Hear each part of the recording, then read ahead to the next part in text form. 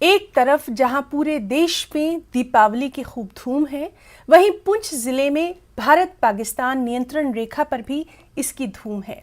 नियंत्रण रेखा पर अपने घरों से दूर तैनात भारतीय सेना के जवान भी दिवाली मनाने में मस्त हैं। इसको जानने के लिए हमारी न्यूज़ 18 की टीम ने पुंछ जिले में भारत पाकिस्तान नियंत्रण रेखा पर समुद्र तल से 10,000 फुट की ऊंचाई पर स्थित भारतीय सेना की अंतिम चौकी पर पहुंचकर वहां का जायजा कुछ यूं लिया।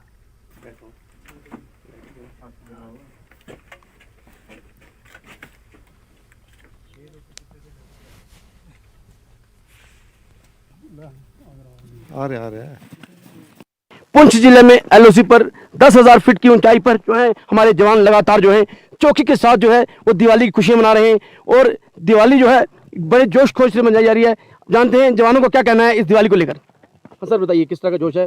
बिल्कुल जिस प्रकार का जोश पूरे देश भर में है उसी प्रकार का जोश यहाँ बॉर्डर पर आखिरी पोस्ट पर पुंछ पर 10,000 फीट की ऊंचाई पर भारतीय सेना के जवान हम लोग उसी प्रकार दिवाली यहाँ पर मना रहे हैं। सभी देशवासियों को भारतीय सेना की तरफ से दीपावली की ढेरों शुभकामनाएं। जय हिंद, जय भारत।